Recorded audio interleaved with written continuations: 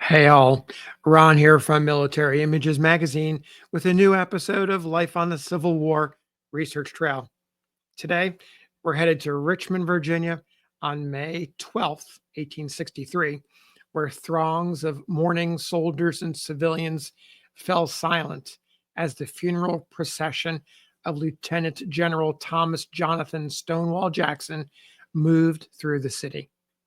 Just days earlier, the revered Confederate commander had died from pneumonia, a complication of an accidental wounding by his own troops at the end of the recent Battle of Chancellorsville.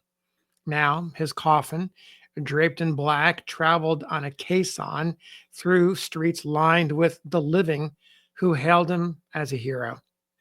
Jackson's body arrived by train from Guinea Station and was taken to the governor's mansion where it lay in state overnight. The city mourned with buildings adorned in black crepe and flags at half mast. I want to share a couple of images here. One of them is a mourning ribbon that's on the right with a beardless Stonewall Jackson.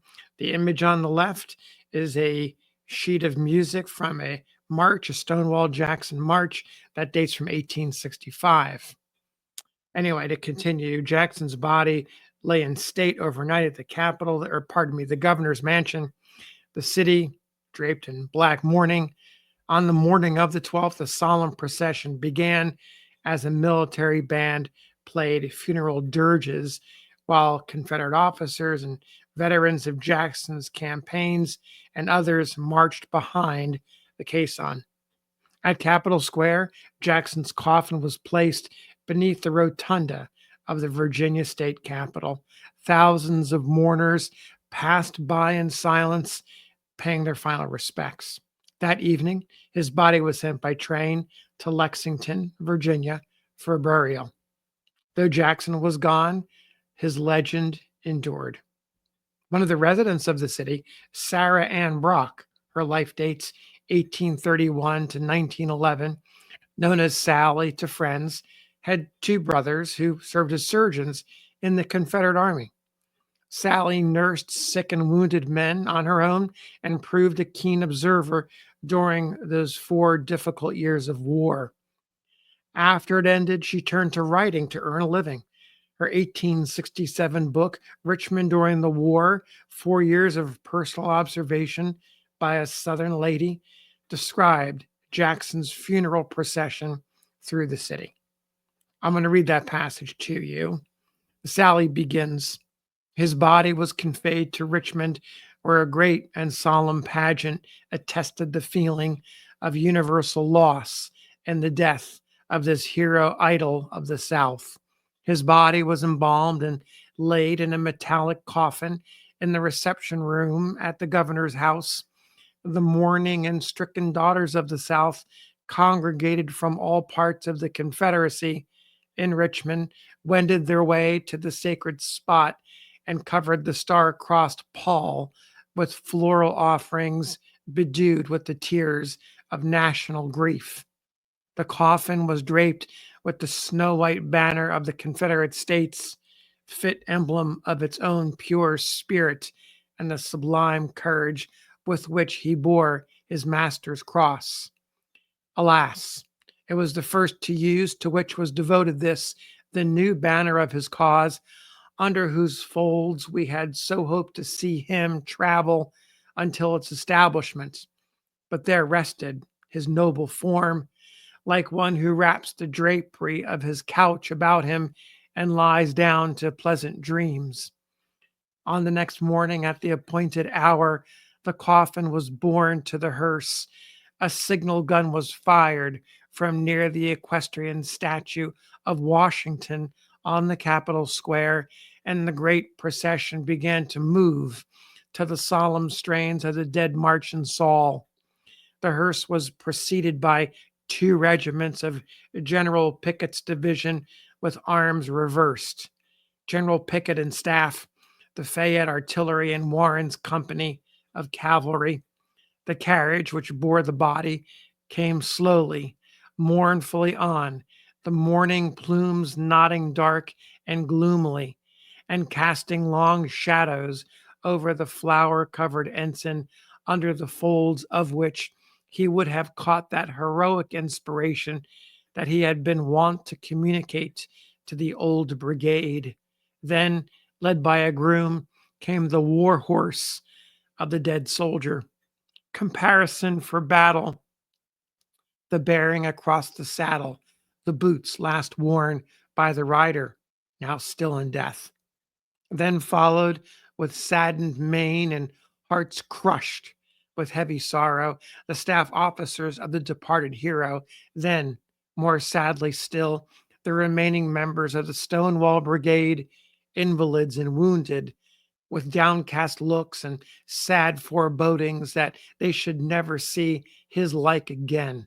Then a vast array of officials, President Davis, the members of his cabinet, Generals Longstreet, Elzey, Winan, Kemper, Garnett, Corse, Commodore Forrest, and other officers of the Confederate Navy, the mayor and city authorities of Richmond, and a long cavalcade of carriages bearing the heartbroken friends of the deceased.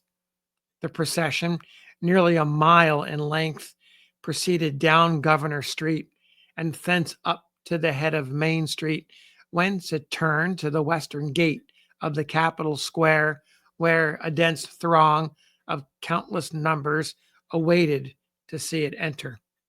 Business had been suspended in the city, and all along the route of the procession were seen the saddened countenances of weeping friends and admirers as they gazed on the mighty pageant that commemorated the death of Stonewall Jackson.